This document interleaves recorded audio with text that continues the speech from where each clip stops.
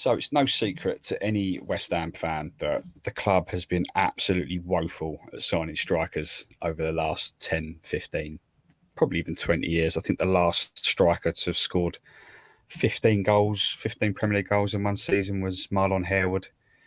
And the last one, I think that was in 2005, 2006, if I'm not, 2006, 2007, something like that. And then the last one that scored 20 was actually John Hartson back in, the late 90s. Mid-90s. So we're not very good at signing strikers, but everyone knows it. But I do take exception to all this. It comes out every year when they go, West Ham have signed X amount of strikers under Gold & Sullivan, and then they list all these strikers that the club have supposedly signed. And every year the list just includes a bunch of players that either never played for the club or aren't strikers. And having opened up this article on Monday morning, it's a bad time of the week for anyone, isn't it, really? Monday morning. You've got another week of work. And then you just read this article that is just completely inaccurate.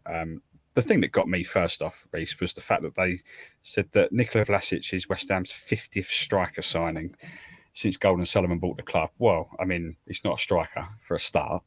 So that caught my attention straight away. And they said that we spent £250 million on strikers in that time. Definitely haven't spent that amount of money. Right. So that's when I was like, well, I'm going to flick through and see what they put in there, because Vlasic is already wrong, so it can't be 50. So let's start, Reece. Let's start from the very top of what they've got, and then we can talk through everyone, and we can basically rip this article to shreds and put them out to bang to rights. Because I'm a journalist. I'm a sports writer. This is my profession, and you live and die on your accuracy of your articles, and whoever wrote this, just embarrassing. So let's start from the very top. Mido, definitely a striker. Yep. What are your memories of Mido? Not very good.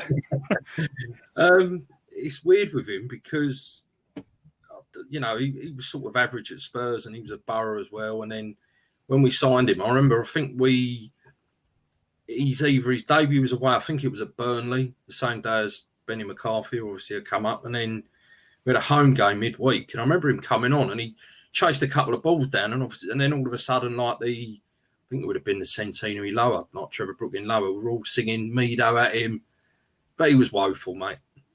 Do you not remember that penalty he missed up at Goodison Park?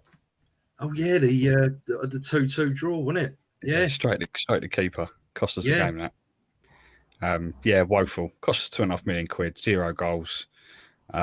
Lasted what? I'm surprised he lasted almost over a year.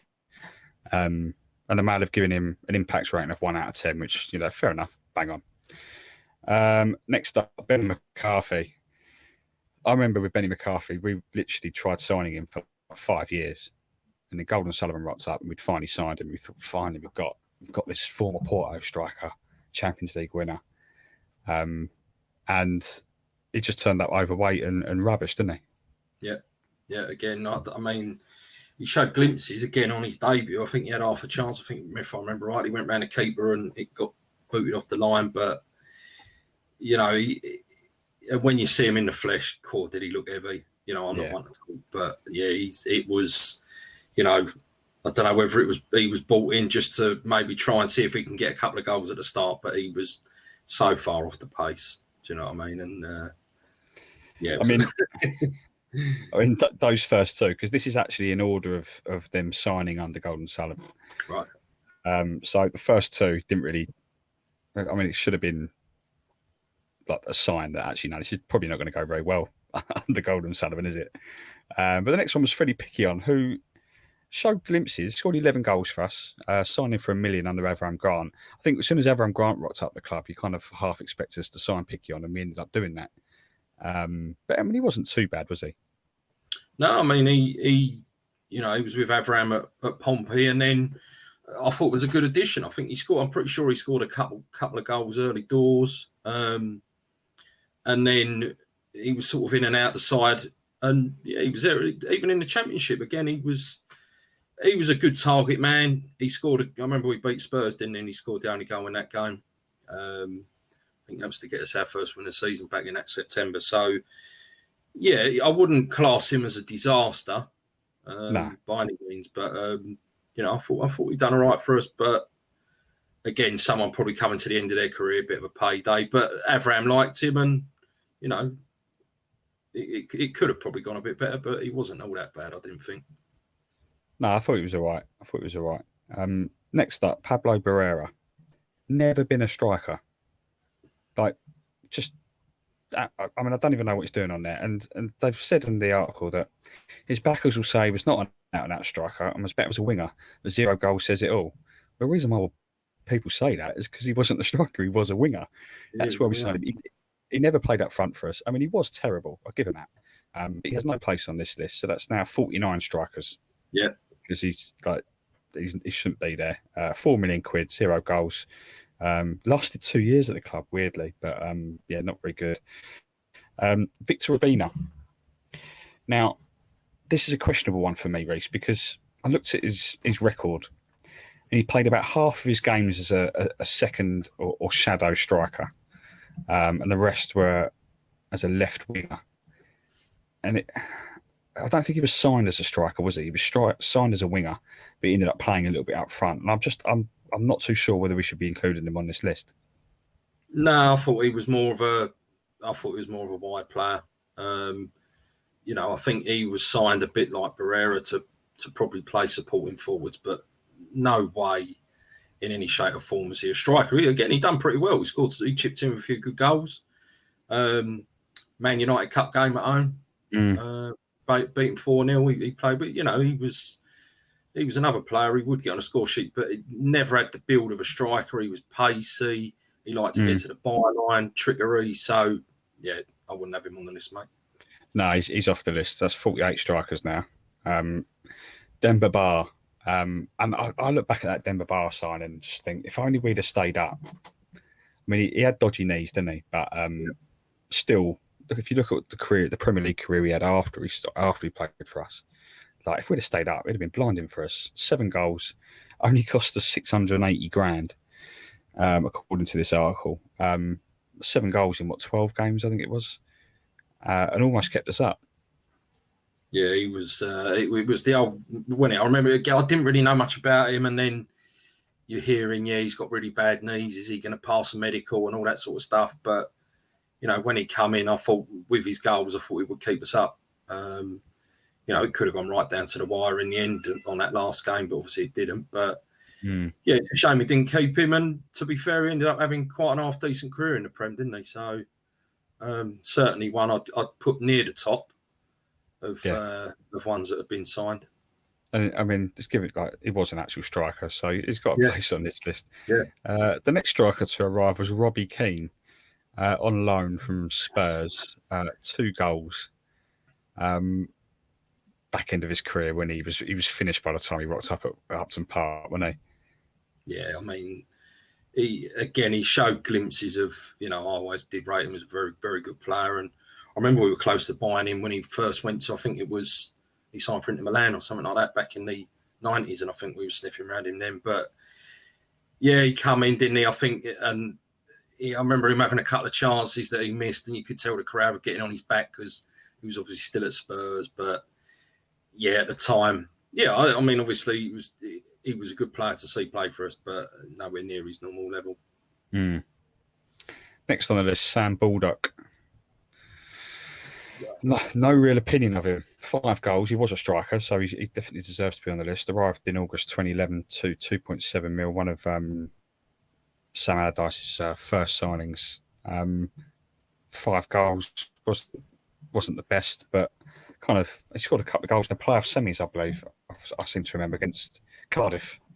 He was just one of them players where I'm surprised he didn't get played more, if you know what I mean. He linked up with old Super John Carew. But it was another one. We bought him, he scored a few goals, and you thought he would go with push on, and then there was games where you just didn't see him. I know obviously Allardyce had his own way of playing, so it was quite a surprise to me when we signed him anyway, because he was short and pacey, but not the typical Allardyce player to say that. But he certainly knew where the goal was. But he didn't. For me, he didn't really get a lot of chances. No. Next up on the list, we'll start flying through these actually. Brian Montenegro, one appearance, arrived on loan, just nothing. But he is on the list because he was a striker and he did appear for the club, so we've got to keep him on the list. That was probably League Cup first round or something like that. It was. I think it was. Yeah, as a save. It was actually made just one appearance, which came in an FA Cup defeat by Sheffield Wednesday. Oh right, okay. I think that was the one we lost like 1-0 at Hillsborough. I think it was. But John Carew, the next one, free transfer, 2 goals. Again, another one that arrived at the end of his career. If you were a player coming to the end of your career, you probably would have had your agent on the phone at West Ham at any moment during that era, wouldn't it? It's gonna fancy a player. Especially in the Championship. We're rolling them out, weren't we, in the Championship? Definitely.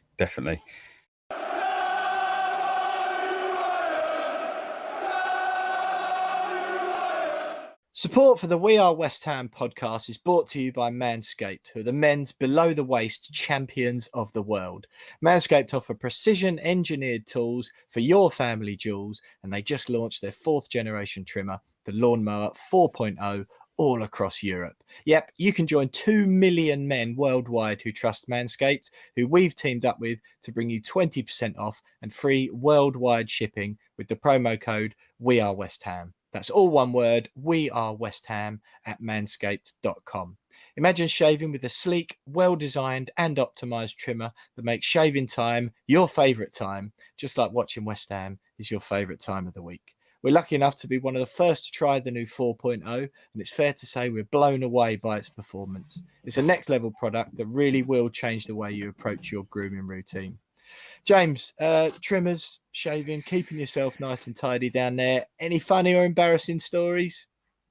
Nothing from me. I'm not saying I'm a pro or anything, but nothing from me. But a friend of mine has quite an embarrassing story, which I always think about. Always makes me giggle, particularly after a few beers when we go out on a night out with him. But on a Magaluf lads' holiday about 10 years ago, he thought on his first night he'd give himself a little bit of a tidy up. And went all the way. As you do, yeah. But he first time he'd ever done it, so he wasn't, he didn't really know about the aftercare and everything that comes with it, and spent a good 24, 36 hours in agony because of the Magaluf heat and the sweating that comes with it naturally, and it was very uncomfortable for him. So he got absolutely no luck, which was his intention, and so we've laughed about it ever since. What about you, mate? Yeah, to be honest, mate, I used to be a regular waxer, believe it or not. Just a little professional studio he had near my work in an old life. This was, and I used to go and get it done in a salon, but it's an expensive way of doing it. It's like 40 quid a go every 6 weeks or whatever it was. And then so one day I thought, I'll have a go at this at home. It's got to be cheaper. Bought all the strips, and I won't go into details, but it was very, very painful. And it was not a pretty sight afterwards either. So from then on, switched to trimmers, and it's been shavers all the way for me since then. Clean and tidy, no hassle, very, very similar effect. So to say not details, but it was not pretty. So trimmers all the way. To be fair, mate, I never had you down as a waxer, if I'm honest. But yeah, I mean, you learn something new every day, didn't you? Manscaped have engineered the ultimate groin and body trimmer to combat all those embarrassing stories once and for all by focusing on intelligent functionality and incredibly comfortable grooming experience. Their 4th-generation trimmer features a cutting-edge ceramic blade to reduce grooming accidents thanks to advanced skin-safe technology, and it also has a very impressive 4,000 LED spotlight, which I can show you right there. Well, hey, have a look at that. Shaving in the dark. Shaving in the dark, just in case you need to, for whatever reason. I wouldn't recommend it. For the awkward dark spots. Little dark spots. Again, if you've got any, it comes in handy. And that can be turned on and off when needed for a more precise shave. This thing literally does have everything. It even boasts wireless charging, additional guard links with sizes 1 to 4, and a multi-function on and off switch that can engage travel lock. So lads, if you need to up your game when it comes to tidying up your trophy cabinet, or if you've been shaving down below with the same trimmer you use for your face, now's the time to dip into the transfer market and bring in a superstar signing who will upgrade your look and feel instantly. West Ham have done just that this summer, so now it's your turn. So head over to manscaped.com for 20% off and free worldwide shipping with the code WeAreWestHam. That's all one word, WeAreWestHam. You wouldn't stick a goalkeeper up front if you're a manager. So why choose anything other than the right tools for the job when it comes to your grooming? Trust us, you won't regret it.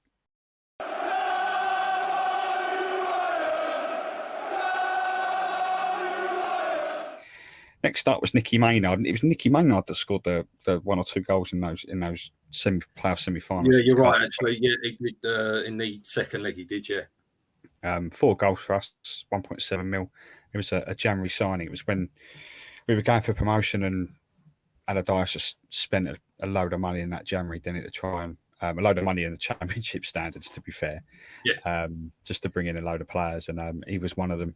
Did all right. Didn't last long. He was never a Premier League player, so when we did go up, you kind of knew that he was going to be gone. But another one, didn't get a lot of game time, but was a striker. Yeah, scored some goals. You know, he's probably scored some goals that actually helped us as well. So, you know, he was.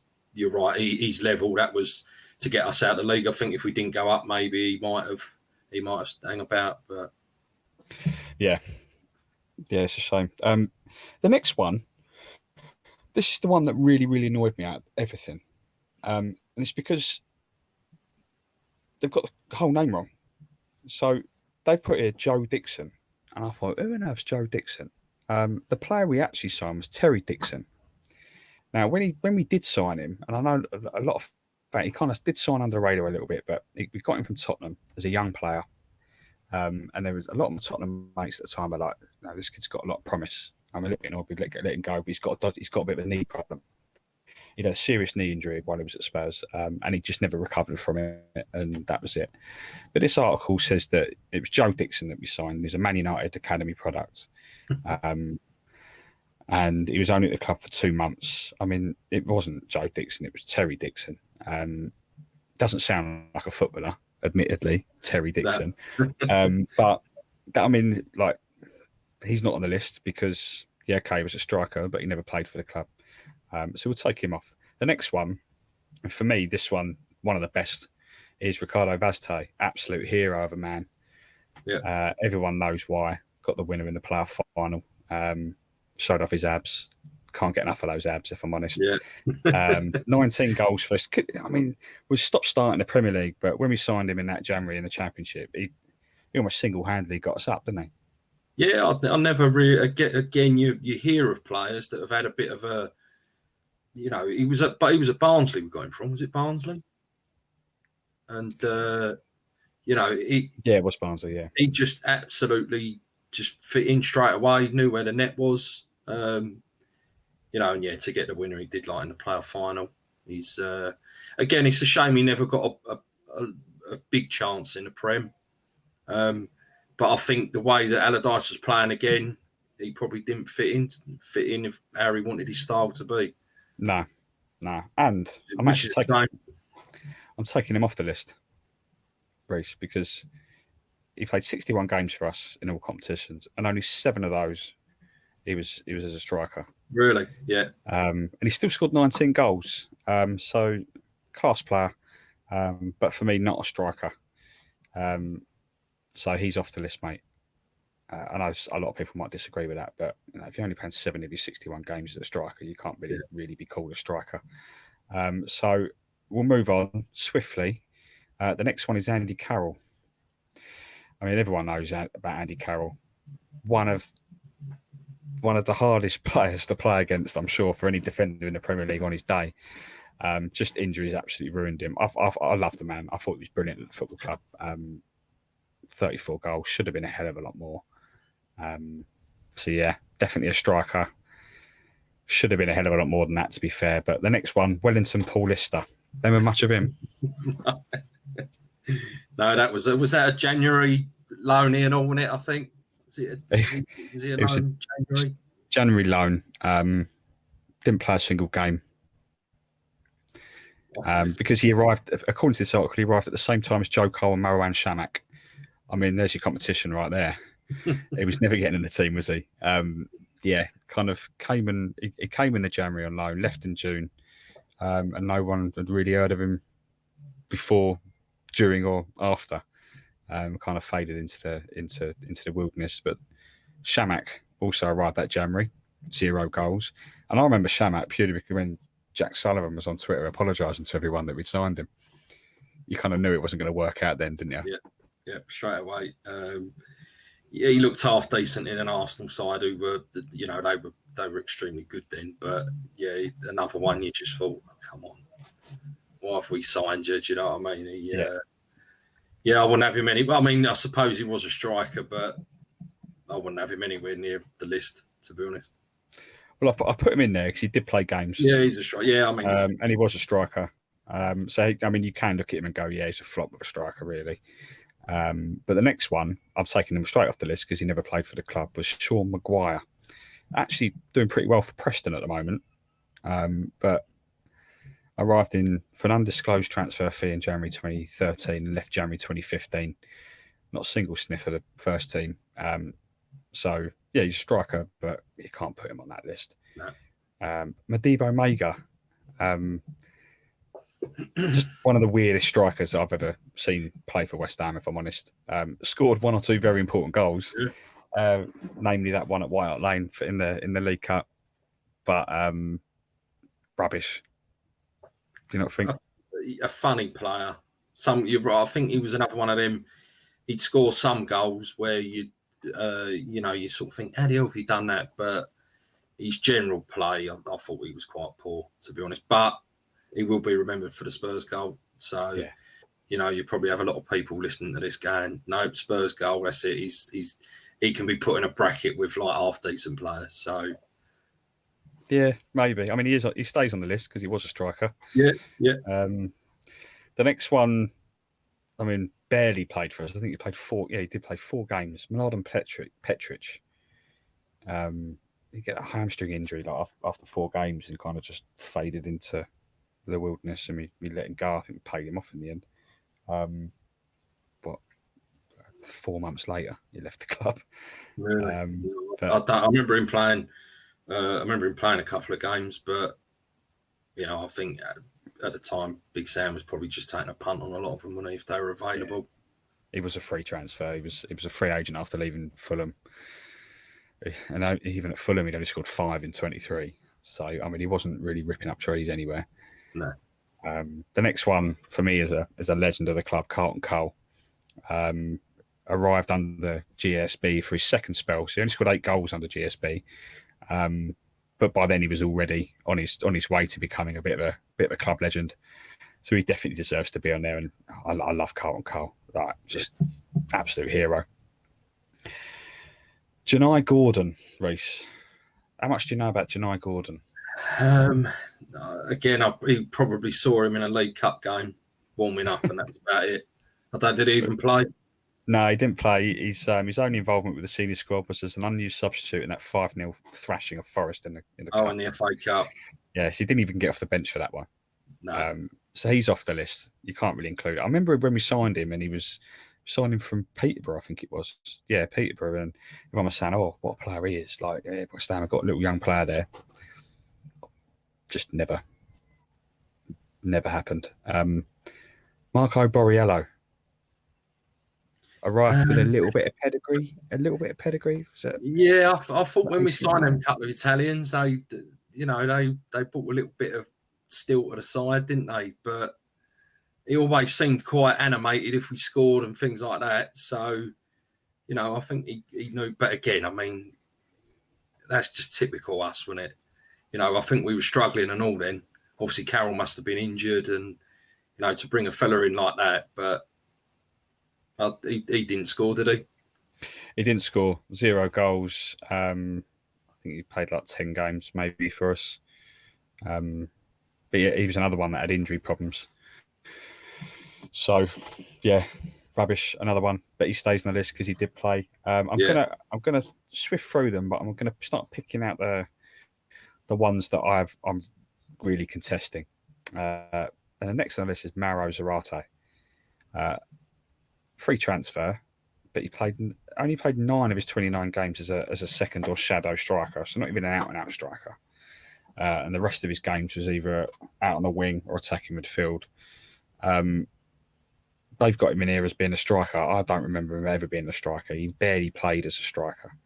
What are your thoughts on that, mate? Because I just He's not on the list for me. He's off the list. No, I don't.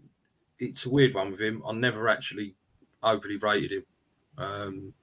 I've been to games where he'd scored and he seemed like I'd have a good, but there was just something about him I didn't really rate him, to be honest. And you know, he done all right. He scored that goal at Arsenal, and you know, I think he got a free kick that season and all, didn't he, against West Brom or Stoke? But yeah, not a striker, mate. Not a striker. You know, for me, he's the same sort of mould as like a Lanzini. Yeah. Comes a bit deep, picks the ball up, likes running at defenders. That's not a striker. Definitely. I completely agree. Next one, Enner Valencia. No problem really with Enner Valencia being on the list. He did play most of his games as a striker. Scored an absolute banger at Hull, but then really didn't do much else after that. Only the 10 goals. Cost us 12 million quid. They've given, weirdly, the Mail have given him an impact rating of 8 out of 10, which just baffles me completely. Yeah, I don't agree with it, but we'll keep him on the list for that one. Diafra Sakho is up next. Loved him. Yeah. Like, bit of a character. 24 goals for us. I'll never forget that story, was when he was trying to leave and his agent couldn't sell him before he had his horse racing at some event. Oh, yeah, I remember that. It was over at Chelmsford, wasn't it? Yeah, and I remember when I found they come up with Sky Sports, I thought, I better put some money away to score on it, and it won. So I've never been happy to see a player leave because it meant I'd won some money. But he definitely stays on the list, and obviously a goal scorer in that final game at Upton Park. So it always great player. He was, again, shame with injuries, but he done a lot of hard work for the side. Picked on that before. He as well as a goal scorer, he did put a shift in. So yeah, definitely can have it. Nene next. Not a single one. Like, he's never been a striker in his entire career. Not a single one of his appearances was a striker at West Ham. He was rubbish. But again, he was another one at the end of his career. So he's definitely not on the list. He hit the post once, I think, for us, and everyone went, "Oh, I think he came off the bench on his debut and hit the post." And everyone was like, "Oh, well, we might have a player here," but yeah, not for me. And the next one is equally as baffling, is Martin Samuelsen. But again, just never a striker. No, youngster, wide player, isn't he? That was it. That's it. Both his first team appearances was an attacking midfielder in the Cups. Played 3 out of his 32 games for the under-23s as a centre forward, so he wasn't really brought to be a centre forward. He was quite clearly filling in gaps, but even for the under-23s. And even when he went out loan to Hull and Peterborough, he played as a winger. So he has no place on the list. So he's coming off. Yeah. Nikita Jelavic, classic West Ham signing he was.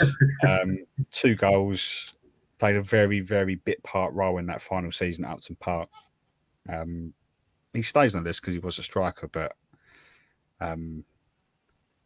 just a very forgettable West Ham signing, wasn't he? Yeah, he started the ball rolling in the FA Cup that season, didn't he? A winner against Wolves, wasn't it? I think at home, and so you know, he's again, he never really done loads, but another player that we probably should have signed about 5-6 years before. Yeah, exactly. He did all right at Everton, didn't he? Yeah, typical West Ham, isn't it? Yeah. Next up, Luka Belich. Never played for the club. He went on loan to Motherwell in 2017. But yeah, just shouldn't be on the list. Never played for the club. Now the next one might surprise a few people that I'm going to take him off the list, but it's Mikel Antonio. Now hear me out. We signed him as a winger on that deadline day in September 2015. He's actually only played as a striker. I mean, we're talking about our all-time leading Premier League goal scorer now. But when we signed him, he was a winger. He's only played as a striker in 73 of his 184 appearances for the club.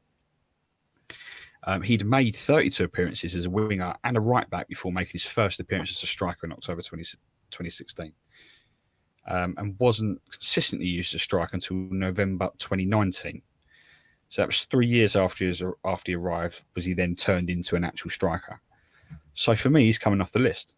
I don't know what you think, mate, because he's our striker now, he's like the most important player in our team, barring Declan Rice. But he's not a striker, and he shouldn't be on the list. I mean, striker.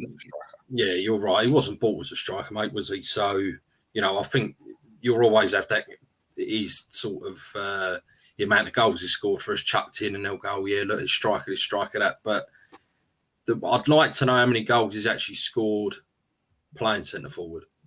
Because obviously in the early days when he was playing right back, right wing, he still used to chip in with quite a few goals, didn't he? So, no, I'm massively agreement with you there, mate. Yeah, I think I was watching that video that the club put out when he got his 49th Premier League goal, and they put that video out of all 49 of his goals. And I think he went into the beginning of last season with only like 22 Premier League goals to his name in what 4 or 5 years. 5 years. And now he's got 50 in just over, 1.5 seasons. So it shows how much great form he's been. So I think the majority of the goals have been as a striker. But he did, you're right, he chipped in. He chipped in a lot as a winger, particularly in that first season. Next up it is Sofiane Feghouli. Oh, no, it's not. It's Emmanuel Mineko, but the less said about him, the better. 2 goals. Will won't be happy about that, mate. He loved that man. Did he? Oh, well, yeah. If he's shouting at he's sitting on the beach somewhere having a pub, he'd probably be texting me. Yeah, exactly. Sofiane Feghouli, mate. Right, when has he ever been a striker? No, right winger. War number 7. Do you know what I mean? Yeah. Pure standard right winger. Yeah, didn't play a single game as a striker. I was a right winger or midfielder. 27 appearances, 4 goals and 3 assists in all competitions, and was actually coming into a little bit of form before we sold him. I think he scored on the final day of that season. Yeah, Burnley. Yeah, I thought he's another one. He looked certain games. He looked half decent. But not striker. So he's off the list. No. Right, get him off. Tony Martinez arrived with a lot of promise. Everyone raved about him. Did play a couple of little first team games in the cup. No goals. Don't know what he's doing now. I think he's at Porto now, isn't he? Yeah, I think he's banging him in for Porto, playing Champions League and things like that. So he's another one. I think a lot of fans are screaming to have a chance, but he never did get a chance. And obviously, there's a reason why he didn't get a chance. But yeah, he was a goal scorer because you could see what he done in the for the youngsters. But you can't be. I certainly, he's on there, but come on, right down the bottom, I'd say. Yeah, definitely. Next one, not much to say about him, but Ashley Fletcher. Do you know what? Nice guy. I interviewed him in Slovenia before our game against Domžale. The day before we played that, and he just signed for the club. Lovely guy, massive. He's about 3 foot taller than me.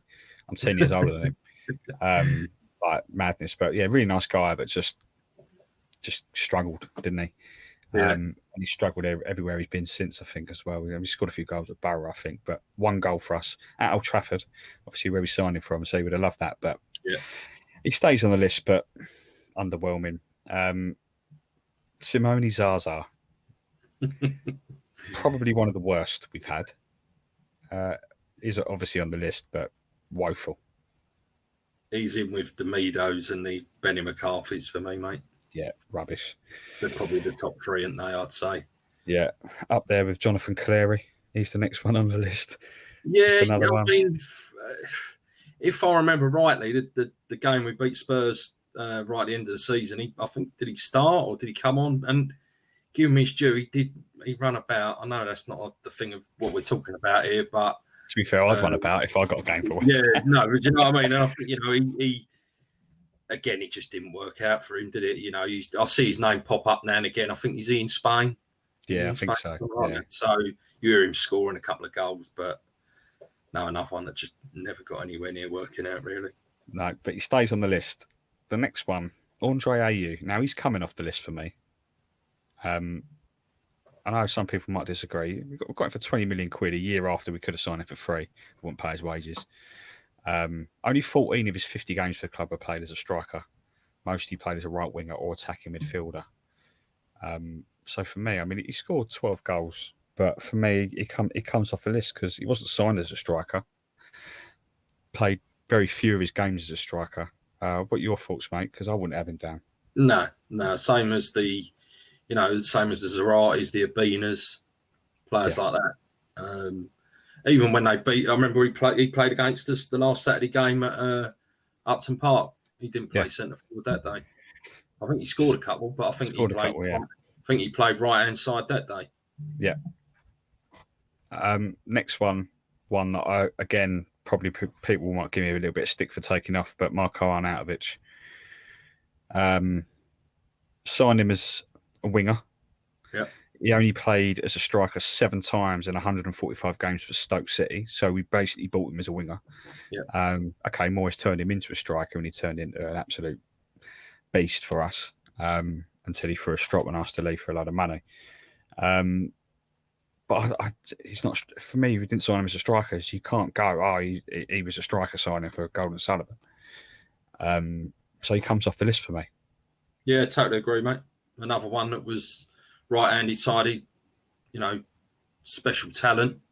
And Moyes, he took had a go and putting him up top, and it worked out. And you're right, it turned him into a player that, you know, I was sad to see him go. Obviously, how it all ended up, you're not. But he weren't a striker. No, definitely weren't. Next up, and this one, it always disappoint me, is Chicharito.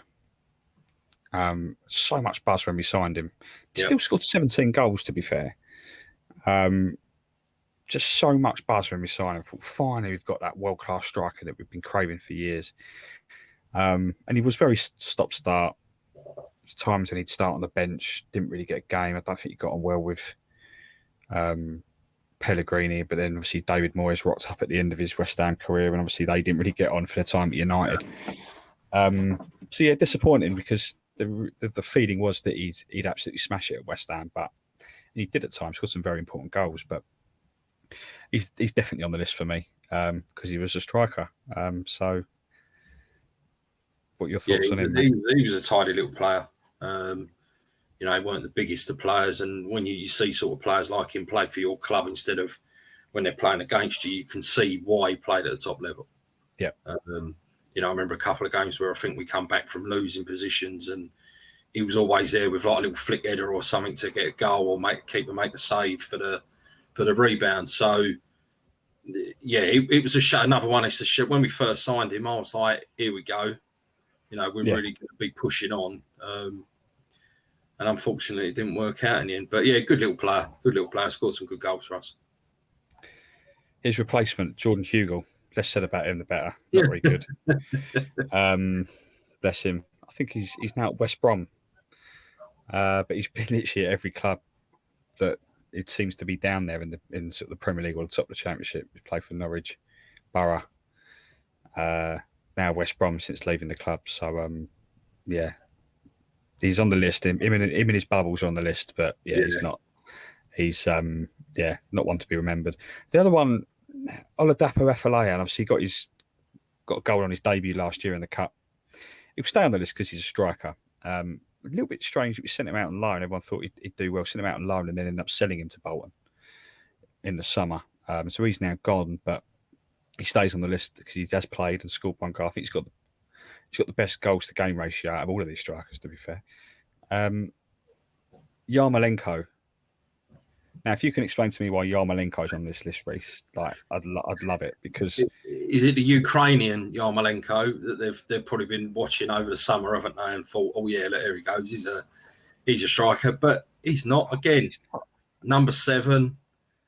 He will play off the right. He's proven that he can't play a striker. When he must have played half a dozen games, even coming on a striker.